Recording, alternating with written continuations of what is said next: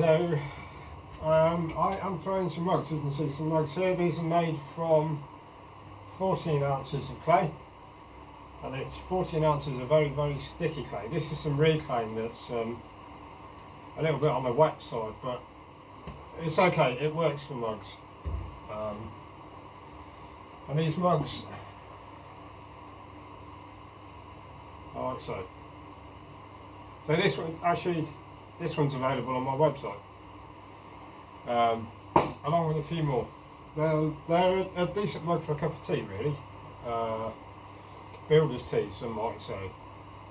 But I'm making these. I'm making some for stock for myself, for my website, and then I'm making a few for Katie Morgan, who's going to sgraffito them. Those won't be available. I think it's a commission that Katie's taken that. I'll just make the mugs, cover them in white slip, and then she can decorate them, and I'll bring them back here, fire them in my kiln, and they'll go off to whoever's ordered them. We won't really be doing many of those because there's a lot of work involved in sgraffitoing a mug, and there's only so much money that you can sell a mug for, so it's just not worth it really. We'll be doing other things together. We'll be making some more charges together. In fact, I've made some already. And I fired the first couple. I'll grab one so you can have a look.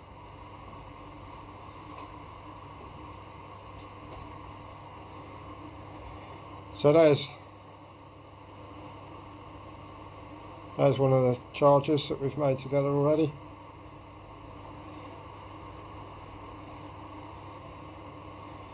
So again, these are covered in white slip, and then I'll hand them over to Katie and she does the decoration.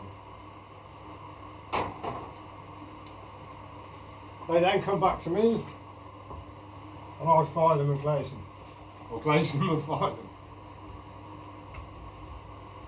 It's cold in here. I bought myself a new heater today. I bought myself a heater today. It's really, really cold in this garage. There's no insulation, there's gaps in the roof. When it rains it leaks in here. It's not ideal, but the more pots I sell, the more money will be in the bank, and I'll be able to get a new roof. I've had a quote for a new roof on this garage. This is a double length garage that I'm in my garden, but I need about £3,500–4,000 for a well insulated, waterproof roof. So thanks to you guys out there, I'm part of the way towards it. I need to do about the same again. So yeah, onto these mugs.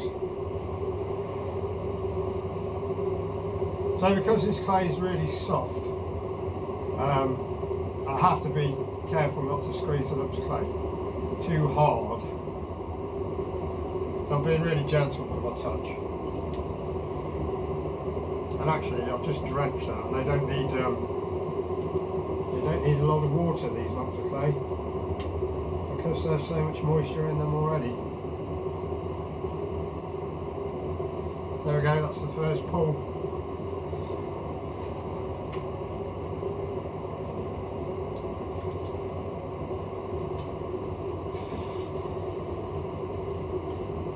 And the second one, to make the shape a bit more generous and come up to the pointer.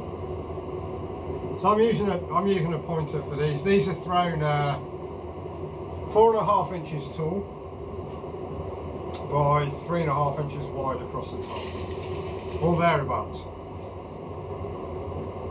And yeah, they're 14 ounces of clay.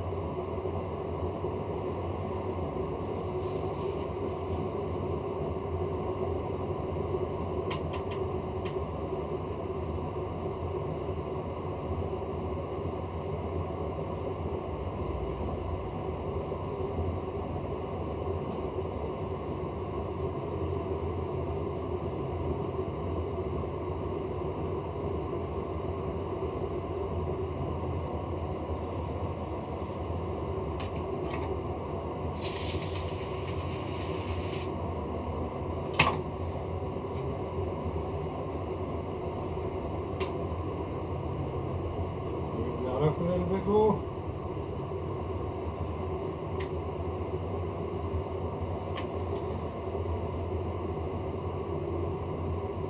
Sponge out any excess water that's mug. Things aren't really drying properly in this garage either, so I did this years ago in our old house when I used to make pots in a shed in the garden. I'd make the pots and then take them into the house to dry them. But of course, our house is fairly warm, so things dry a little bit too quickly in there. Still, if I get this new roof, when I get this new roof, I'm also going to get a wood burner for this garage, and I can keep the temperature decent and control the drying a little bit more. So there we go. Faffing about with that one a little bit.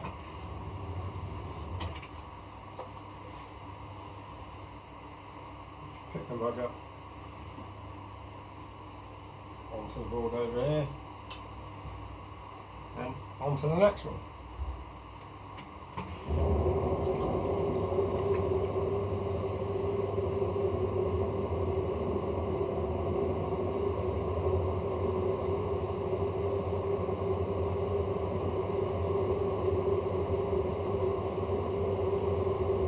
I get the piece of clay centred, fairly low and fairly wide, and then I tend to use my thumb to open pots up with. I know it's not a good thing, I'll probably end up with arthritis, but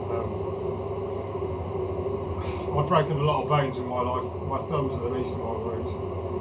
So there, across the base,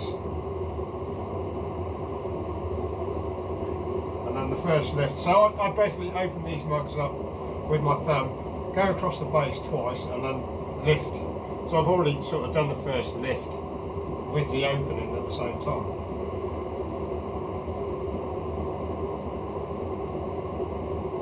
Press the rim, and we'll do the first lift. And because this clay is so soft, it's really, really easy. There we go. I've put the pointer in one lift.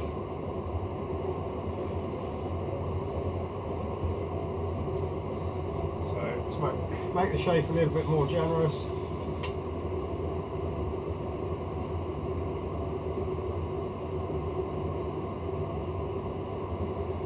Press and shape the rim. So mugs need fairly fine rims. I hate drinking out of mugs. Hate, that's a strong word.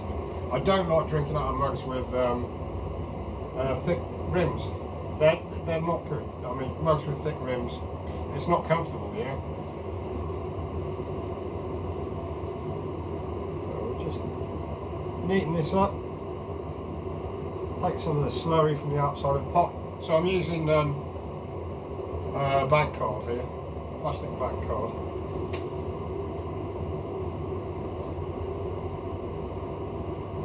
I tend to use plastic bank cards as throwing ribs. It's just something, when I started working at Pottery almost 12 years ago now, Mike Finch, it's something Mike Finch did. He's big on not buying tools really. So you use what you've got around you. Having said that, I'm using a sponge on the stick with our board. This undercutting tool here, it's a plastic scraper that comes with a pack of household filler. Then I've got a piece of wood that's just been shaped. So put 2 lines at the top of the mug, and that's where the handle will attach to this mug. So we go. Scrape some slurry off my hands, the bucket next to me.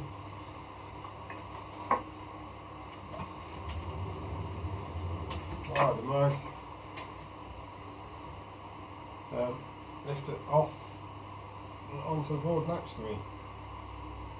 So I've got 4 more to make, and these next 4, they'll be the ones that I make for Katie Morgan. So the next 4 I'm not going to put lines into because she's going to sgraffito them. The lines will just get in the way of her decoration. So I'll probably smooth the outsides of these over with a metal rib, just to make them super smooth, so that she has no problems with a sgraffito. Anyway, we'll keep the camera rolling. See what happens. It's starting to go dark already. So it must be 4:30ish in the afternoon. So we're into November and all the trees are only just starting to drop their leaves. So winter's come fairly late this year. I wish it wouldn't come at all. I don't like winter. I'm not a fan of the cold. So over the base, and then there's the first lift. Press and shape the rim, and we're going for the first lift.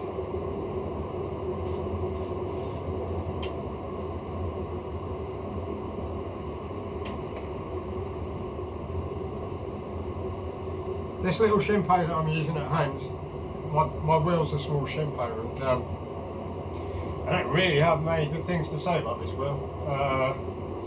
I mean, I'm a bit spoiled. I'm used to large production wheels at Grimmitt Pottery, but this wheel is absolutely riddled with design faults, if you ask me. So the foot pedal next to me is on a cable, so the cable comes round and there's a foot pedal attached to it. If you're not careful, you can kink the cable really easily and it breaks, so you have to buy a new cable. The other thing is with these, there's other wheels like this too, these splash pans that are divided in the middle so you can take them apart. If you don't unclip these things, water goes into the bearings directly underneath, and then you end up having to change your bearings more often than you should. So yeah, powerful wheels, but powerful small wheels, but just riddled with design faults. Oh yeah, I'm supposed to be making these for Katie, so I'll switch from the plastic credit card to a metal rib, just so I can get them a little bit smoother.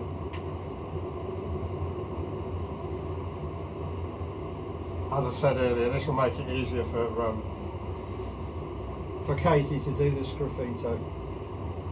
Less lumps and bumps.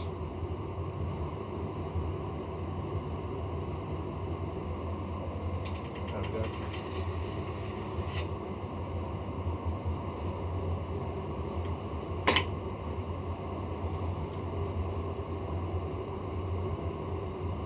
But I mean, this wheel, you know, I'm saying that, you know, I've had this wheel for, I don't know, 15 years. I have had to change the cable twice on it, and I've had to change the bearings on it too. But I didn't use this wheel for at least 10 years.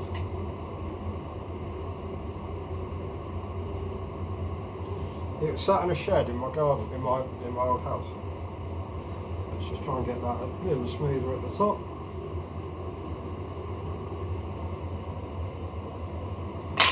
There we go.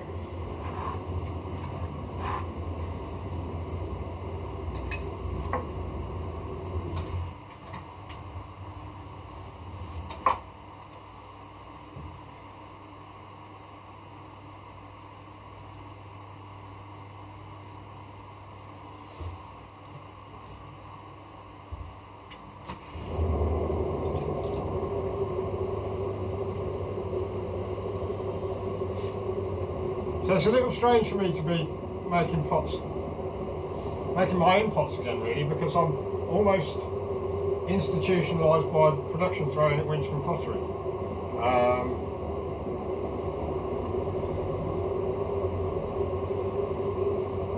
So I don't, you know, at home I don't really need to stick to all the things I do at Grimmitt Pottery, but it's hard not to after nearly 12 years of it, yeah. And of course, I'm still there. I'm the manager of Grimmitt Pottery. I still throw a large part of the range of the pots, as well as running the business day to day. So it's easy for me to just charge into these things the way I would at work, you know. And that's not the point of doing this, really. I'm really enjoying making slipware though. It's where my heart is, really. I mean, don't get me wrong, I love wood-fired stoneware, but there's something about earthenware. I just find the pots friendlier.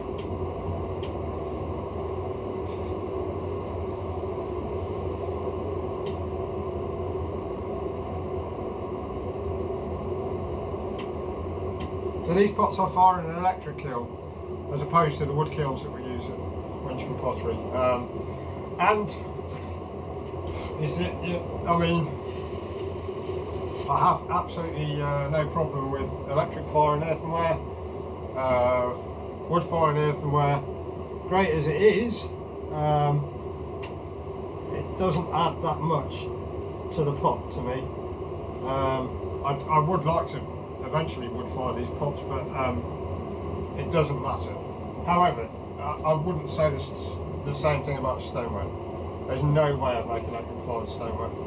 I'm sorry, it's snobby, but I just wouldn't do it. Electric fired stoneware is not for me. There's nothing there for me at all.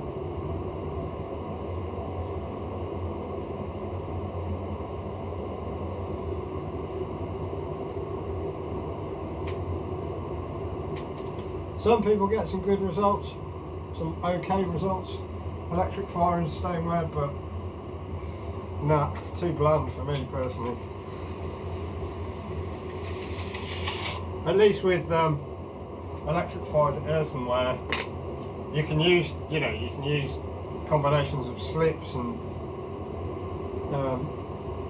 use them thinly and unevenly and create some interest, so when you hold the pots and spin them round, they're not exactly the same all the way around. But electric fired stoneware is just, you open the kiln and what you see is what you get. It's bland. That's my personal taste. It's not, I don't think everyone should do what I say. It's how I feel, not how I think the rest of the world should feel.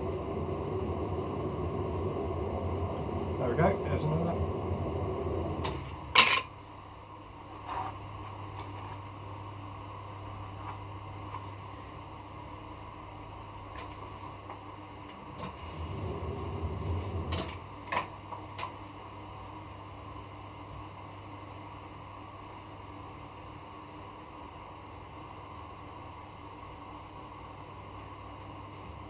So that's that. I'm going to crack on and do the last two and switch the camera off now, but thanks for watching. I'll do another video soon. Cheers.